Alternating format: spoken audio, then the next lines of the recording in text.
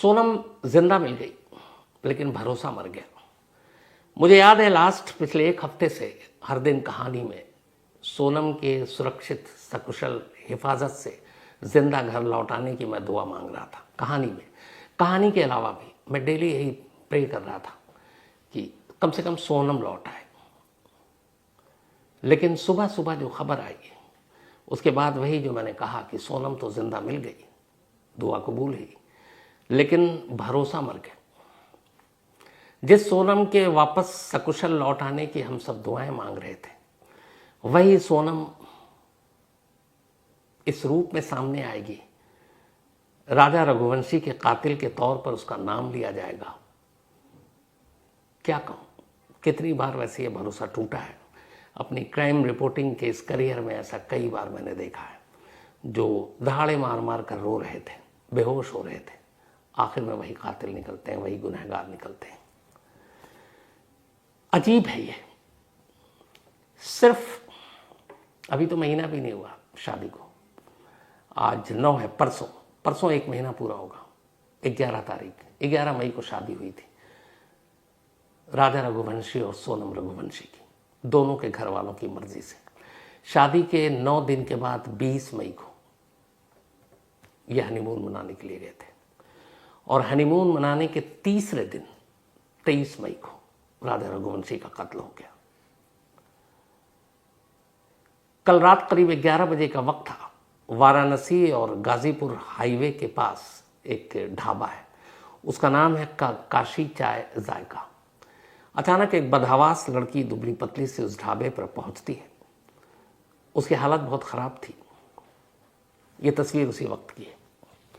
वो पहुंचती है और जाकर कहती है कि मुझे एक फ़ोन करना है, आप मुझे मोबाइल दे दीजिए। ढाबे का मालिक उस वक्त साहिल यादव उस ढाबे पर बैठा हुआ था। रात 1 बजे एक लड़की को अकेला तन्हा इस हाल में देखकर वो भी घबरा जाता, उसे ढाढ़स बनाता है, पानी देता है पीने के लिए और फिर मोबाइल देता है। लड़की एक कॉल करती है, कॉल अपने भाई को, उसी गोविंद को, जो 26 मई से मेघालय में अपनी इसी बहन की तलाश में दर दर भटक रहा है। वो गोविंद को फ़ोन करती है, कुछ कहती है, फिर गोविंद उसे वापस कॉल करता है, वीडियो कॉल उसी नंबर पर साहिल यादव के। फिर वो बताती है कि मैं ठीक हूँ, मैं यहाँ हूँ। उसके बाद गोविंद ढाबे वाले से यानी साहिल यादव से फिर बात करता है और पूछता है कि आपका पता क्या है। साहिल यादव बताता है कि मेरे दुकान का नाम ये है, मैं वाराणसी और गाजीपुर हाईवे पे एक ढाबा है। तो वो कहता है कि आप, ये मेरी बहन है, इसका नाम सोनम रघुवंशी है। साहिल यादव भी ये खबर देख चुका था राजा और सोनम की गुमशुदगी की। वो कहता अच्छा मैं पहचान गया। फिर गोविंद उससे रिक्वेस्ट करता है कि आप इसे कहीं जाने मत देना, यहीं बैठाना, और मैं पुलिस को फ़ोन कर रहा हूँ। वो कहता ठीक है। वो उसे पानी वानी देता है। वो रो रही थी, थोड़ी बदहवास थी। एक महिला भी थी ढाबे पर, वो उसे ढाढ़स बताती है। फिर रात करीब 2:30 बजे पुलिस पहुंचती है ढाबे पर। शायद गोविंद ने इन्फॉर्म किया था। पुलिस आती है, उसे अपने साथ उसकी हालत देखकर अस्पताल ले जाती है। अस्पताल ले जाने के बाद फिर उसे वो एक गाजीपुर पुलिस की एक जगह थी जहाँ सिर्फ महिलाओं को रखा जाता है, वो वहाँ सोनम को ले जाती है। तब तक ये खबर वहाँ मेघालय पुलिस, जो बीते करीब 16, 17, 18 दिन से इस केस में लगी है, तलाश कर रही है, और मेघालय पुलिस की काफ़ी खिंचाई बुराई भी हो रही थी, उन तक पहुँचती है। मेघालय पुलिस तक ये खबर पहुँचती है। मेघालय पुलिस की एक टीम फ़ौरन वहाँ से रवाना हो जाती है।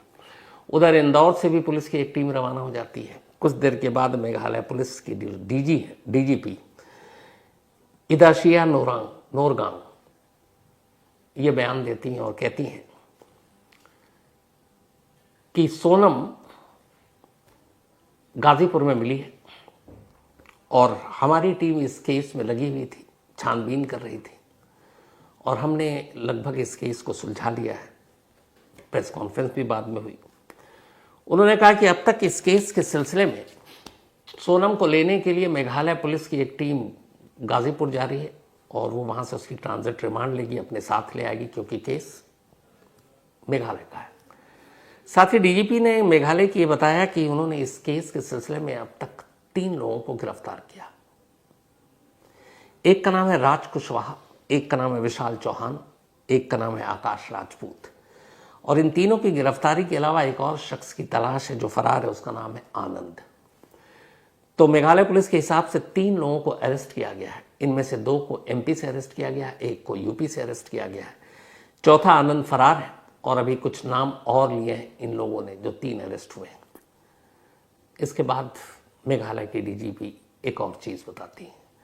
वो कहती हैं इन तीनों को इसलिए अरेस्ट किया है क्योंकि ये तीनों राजा रघुवंशी के कत्ल के मुलजिम हैं। इन्हीं तीनों ने कत्ल किया और इनके साथ कुछ और साथी हैं। और उससे भी सनसनीखेज बात यह कि राजा रघुवंशी के कत्ल की सुपारी किसी और ने नहीं, सिर्फ और सिर्फ 20-25 दिन पुरानी उनकी नई नवेली दुल्हन सोनम रघुवंशी ने दिया। सोनम रघुवंशी को मेघालय पुलिस लेकर जाएगी। 3 लोग अरेस्ट हैं, एक फरार है, कुछ और लोगों के नाम हैं और इसके बाद सारी कहानी सामने आएगी। लेकिन फिलहाल जो कहानी मुझ तक पहुंची है वो ये है कि 11 मई को शादी हुई थी। शादी के बाद मैंने आपको पहले भी कहानी में बताया था कि जो सोनम रघुवंशी के घर के ज्योतिष थे, पंडित थे, उन्होंने ये कहा था कि कम से कम 5 जून से पहले सोनम को कहीं बाहर नहीं जाना चाहिए। उन्होंने बाकायदा विदाई का भी मुहूर्त निकाला था और शादी के तीसरे ही दिन सोनम अपने ससुराल पहुंचती है। उस वक्त तक हनीमून का प्लान नहीं था। घर वालों ने पहले श्रीनगर का बनाया, लेकिन श्रीनगर में पहलगाम हुआ, फिर वो श्रीनगर जाने का, कश्मीर जाने का पहले जो प्लान कैंसिल हो गया। लेकिन अचानक 2 दिन पहले 18 मई की बात है, एक रोज सोनम राजा से कहती है कि हनीमून पर चलना है और हम मेघालय जाएंगे। राजा अभी जाने के मूड में नहीं था, घर वालों ने कहा था अभी नहीं जाना। राजा ने घर वालों को बताया, माँ ने उनकी समझाया कि अभी मत जाओ। तब सोनम पहली बार राजा को बताती है कि मैंने तो टिकट भी बुक करा दी, 20 मई की टिकट बुक है। अब जब टिकट बुक हो गई तो फिर राजा के पास कोई ऑप्शन नहीं था और 20 को ये लोग निकल गए। असल में ये टिकट साजिश की पहली कड़ी थी। सोनम चाहती थी कि राजा को अपने साथ मेघालय ले जाए, क्योंकि आगे का प्लान मेघालय में ही तय हुआ था। और ये तय किया था उसने अपने एक दोस्त, जिसका नाम भी राज कुशवाहा है। वो राजा था ये, लेकिन राज कुशवाहा के साथ इन दोनों ने मिलकर सुपारी दी थी राजा रघुवंशी की। यानी शादी के 9 दिन के अंदर अंदर पत्नी अपने पति की सुपारी दे चुकी थी, 20 से पहले ही। 18 को जब टिकट हुआ तो ये सुपारी देने के बाद जब सब कुछ प्लान बन चुका तब ये लोग निकले थे। यानी शादी के हफ्ते भर के अंदर अंदर सुपारी दे दी गई, मेघालय ले जाया गया। अब सुपारी किलर भी मेघालय में था। एक वीडियो आया था परसों सैटरडे को। उस वीडियो में करीब 4 मिनट से ऊपर का वीडियो है और उसमें बाकायदा सोनम एक स्कूटी पे राजा के साथ दिखाई दे रही है। वो अपने जैकेट स्कूटी के अंदर रख रही है, वही जैकेट जो एक बाद में मिला था रेनकोट। अब वो सड़क पे कैसे मिला पता नहीं। जिस गाइड के साथ इन लोगों ने एक दिन गुजारा था सोनम और राजा ने, उस गाइड ने बाद में पुलिस ने पूछताछ की और गाइड ने एक खुलासा किया। उस खुलासे ने इस केस को सॉल्व करने में बड़ी मदद पहुंचाई। उस गाइड का कहना था कि एक रोज जब हम आ रहे थे तो राजा के साथ 3 और लोग थे। वो तीनों राजा के साथ चल रहे थे और उसके पीछे पीछे चल रही थी सोनम। शायद चढ़ाई थी, सोनम थकी हुई थी, उपवास भी था उसका। तो वो तीनों और राजा चल रहे थे। तो गाइड से पूछा गया कि वो क्या बात कर रहे थे, आपने सुना? उसने कहा कि हाँ, वो लेकिन सारे हिंदी में बात कर रहे थे और मुझे हिंदी ठीक से नहीं आती, इसलिए क्या बात हो रही थी मुझे नहीं मालूम, लेकिन वो साथ थे। अब शक यही है कि वो तीनों भाई सुपारी किलर थे और पीछे पीछे चल रही थी सोनम। उसी के बाद प्लान के तहत शायद 23 मई को ही राजा का कत्ल हुआ। लाश को खाई में फेंक दिया, क्योंकि वो लोग खाई वाई जानते थे कि यहां से मुश्किल है। लेकिन अब 23 के बाद से सोनम कल से पहले यानी 8 तारीख से 8 जून से पहले तक कहां थी, इसकी कड़ियां जुड़ रही हैं। मेघालय पुलिस इसका खुलासा जल्दी कर देगी। पूछताछ हो रही है। यूपी पुलिस पूछताछ कायदे से ऑफिशियली कर नहीं सकती क्योंकि ये केस उनका नहीं है, मेघालय का है, मेघालय पुलिस का है। लेकिन उसके बाद फिर सोनम पहुंचती है गाजीपुर कल रात 1 बजे। अब सवाल यह कि सोनम ने ऐसा क्यों किया, तो एक नाम आ रहा सामने, वो नाम है राज कुशवाहा का। राज कुशवाहा इंदौर का रहने वाला है।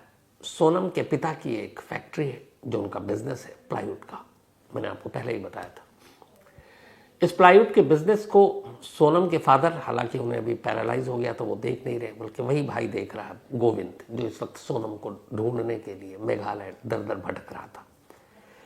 तो सोनम ने अपनी पढ़ाई के बाद इसी अपने फादर की इस कंपनी प्लाईवुड में बतौर HR हेड ज्वाइन किया। फैमिली बिजनेस था और इसी कंपनी में एक मैनेजर था। इस मैनेजर का नाम है राज कुशवाहा। कहते हैं कि इसी राज कुशवाहा और सोनम के बीच दोस्ती थी, दोस्ती क्या शायद प्यार था। और जब शादी हुई तो शायद इस शादी से सोनम खुश नहीं थी, लेकिन यहां सवाल अगर खुश नहीं थी तो उसी वक्त मना कर सकती थी। सोनम के पिता के हिसाब से देवी सिंह ने यह कहा है कि करीब 3 महीने पहले उनकी बिरादरी में, यानी रघुवंशी बिरादरी में, रामनवमी के वक्त हर साल जो लड़के और लड़की शादी के काबिल हो जाते हैं, लायक हो जाते हैं, तो उनके नाम की पर्ची, उनका नाम, एज, जाति, क्या करते हैं, कितने पढ़े लिखे हैं, रामनवमी के रोज एक पर्ची में डालकर जो समाज की जगह है उनकी वहां रख देते हैं।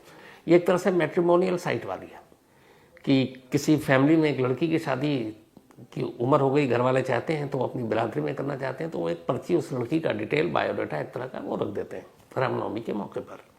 उसी तरह लड़के वाले रख देते हैं।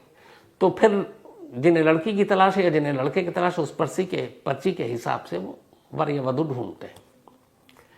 तो इन्होंने भी पर्ची डाली, उधर राजा रघुवंशी के घर वालों ने भी डाली, दोनों पर्ची दिखा, लड़के ने लड़की वाले की देखी, लड़की ने लड़के वाले की, उन्हें सारी चीज़ें ठीक लगी। उसी के बाद, इससे पहले ये दोनों परिवार एक दूसरे को नहीं जानता था, ना राजा का परिवार ना सोनम का। तो जब पर्ची दिखी, दोनों परिवार को लगा कि लड़का ठीक है, लड़की ठीक है। इसके बाद बातचीत बढ़ी। फरवरी का महीना था, दोनों पहली बार मिले और फरवरी एंड होते होते दोनों का रोका हो गया। उसके बाद शादी की तारीख तय हुई है, 11 मई शादी कर दी गई। तब तक सोनम बिल्कुल अपने घर वालों की मर्जी के हिसाब से सब कुछ कर रही थी, लेकिन कहीं ना कहीं शादी के वो खिलाफ थी। लेकिन नहीं, इसमें सोनम के माता पिता का कोई कसूर है, न उसके उस भाई का जो उसे दर दर मेघालय में पिछले 15 दिन से ढूंढ रहा है, न किसी और का।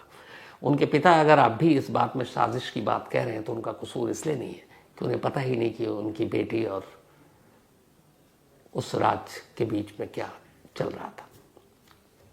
उन्हें तो वही सच है कि शादी हुई उसकी मर्जी से हुई। लेकिन सोनम इस शादी से शायद खुश नहीं थी और यही वजह है कि शादी के सिर्फ 9वें दिन हनीमून पर जाती है और शादी के 1 हफ्ते 7वें दिन ये साजिश बनती है, सुपारी देती है और मेघालय ले जाकर अपने पति का कत्ल करा देती है। धीरे धीरे सारी जो चीज़ें हैं, अभी चूंकि ये सुबह से सारी पुलिस लगी है, शाम होते होते और भी डिटेल आएंगी। तो पूरी डिटेल कैसे, कब, क्या हुआ, कैसे वो वहाँ से चली, फिर मैं आपके सामने रखूँगा। लेकिन फिर वही कहूँगा कि सोनम तो जिंदा लौट आई पर भरोसा मर गया। उसकी वजह यही कि ना जाने कितने लोग, मेरे घर के अंदर भी यही कह रहे थे कि बस वो बेचारी मिल जाए। जो राजा के घर वाले हैं वो लोग तक कह रहे थे कि एक बच्चा तो चला गया, कम से कम बच्ची लौट आए। इंदौर के लोग प्रार्थना कर रहे थे, देश भर के लोग कह रहे थे, हर जगह चर्चा थी सोनम की। मेघालय पुलिस के बारे में बातें होने लगी कि वो ढंग से जांच नहीं कर रहे हैं। इंटरनेशनल बॉर्डर जो बांग्लादेश लगता है वहाँ से 20 किलोमीटर तक बात वहाँ तक चली गई। लोकल क्रिमिनल की बात भी की, हमने भी की, और मेघालय के लोगों को इससे ठेस भी पहुंची। लेकिन देखिए कहानी कहाँ जाकर खत्म हुई, जिसके बारे में हम सोच भी नहीं सकते। तो बाकी पूरी डिटेल के साथ रात 9 बजे कहानी में आपके सामने फिर से हाजिर होगा। जो भी अपडेट होगा और मुझे लगता है उस वक्त तक सारी चीज़ें सामने आ जाएंगी। लेकिन इस जिंदा मिल जाने के बावजूद कहानी का एक अफसोसनाक अंत, इसी अंत के साथ इस कहानी में भी इतना ही।